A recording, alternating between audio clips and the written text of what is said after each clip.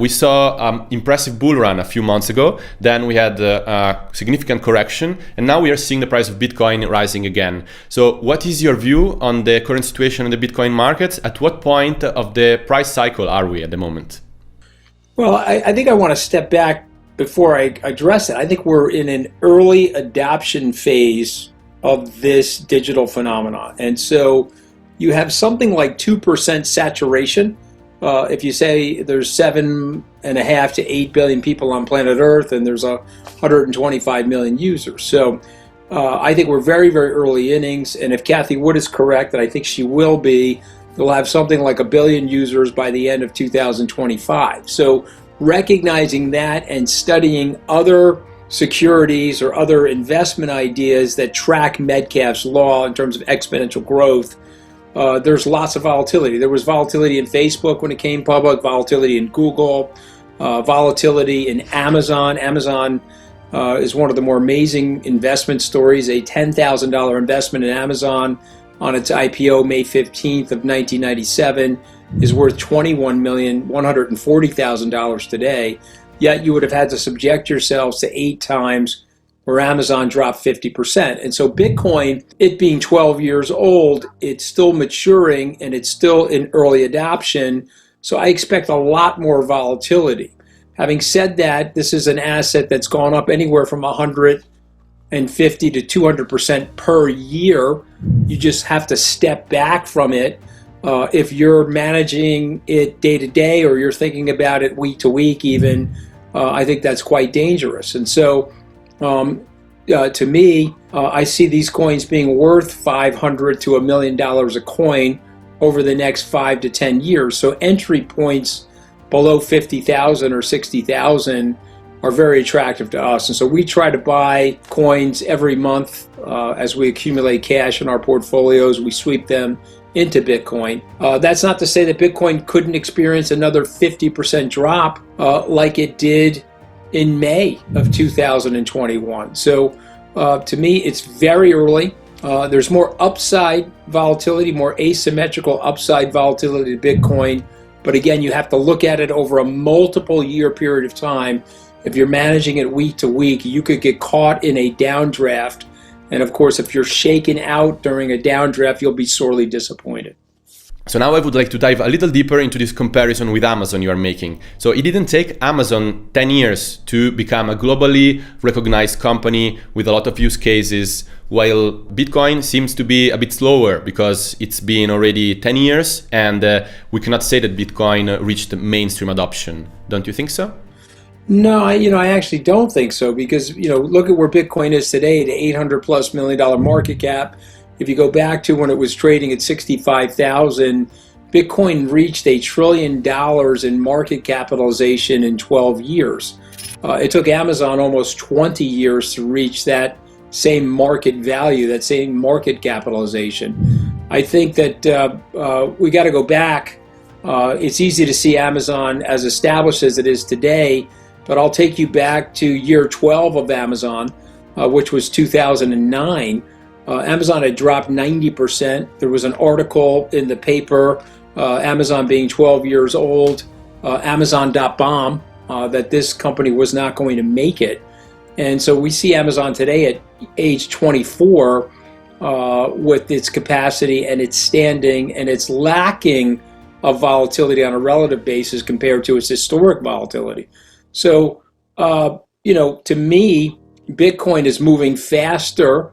And I think it's moving faster because it's decentralized. There's no corporate office. There's no C-suite where there's that intrigue and bureaucracy and the weaknesses of human beings.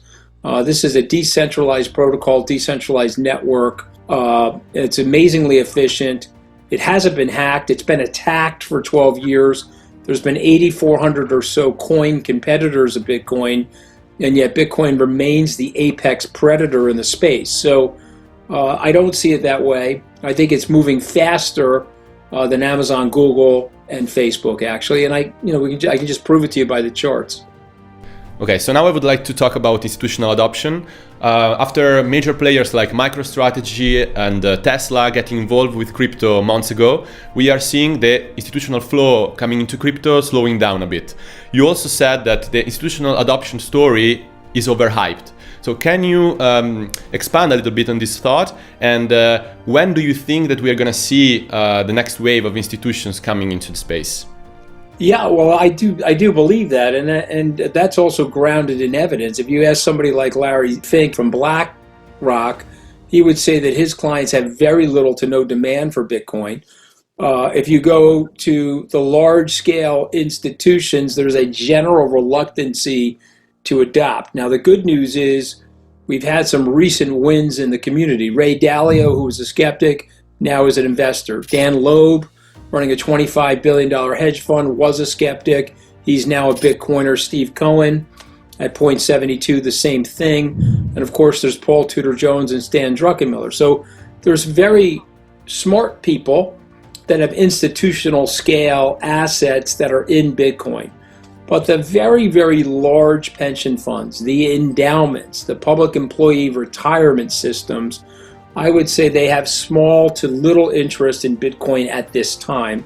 And I think that's a scalability issue. And it would be the same thing for many of those stocks that we just mentioned. Those FANG stocks today, which are making up trillions of dollars of the overall market cap and a very large weighting of the S&P 500, in the early days, as they were being adopted, very few institutions were willing to buy them. And so institutions have a tendency to be the latest of adopters to an investment story.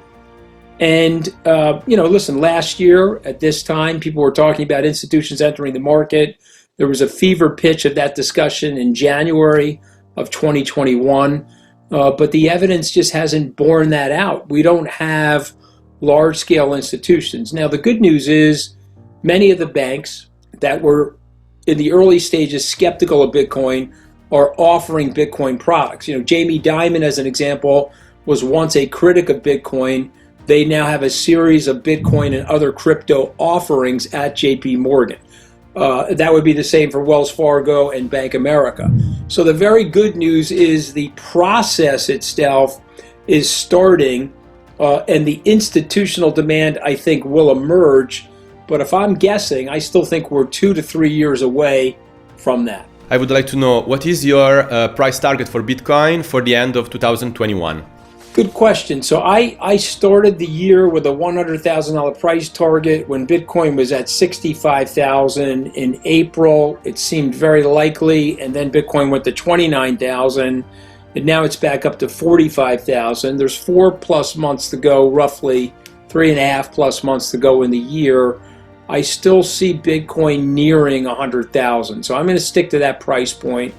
I think it's a combination of factors, but the bottom line is you have limited and fixed supply of Bitcoin, and you have every month exponentially more demand. And so as long as I see that, I see those prices rising. So we're going to stick with a $100,000 price target. Researchers at Skybridge Capital predicted that Bitcoin will reach 1 billion users by 2025. How are we supposed to get there? What does Bitcoin need in order to reach that benchmark? Well, on the margin, there's always some technical improvements. All of these cryptocurrencies are going through levels of upgrades. Bitcoin, the network, recently upgraded some protocols related to Bitcoin. But I actually just see it in terms of interest and demography. And so I'll just point out to you that our children, I have adult children, I have 5 children, some of them are young, but my adult children ages range from 22 to 29, and I can tell you that they're fully versant in Bitcoin and fully versant in what I would call the crypto ecosystem. Just imagine those people 10 years from now at 39 or 49, how conversant and how easy it will be for them.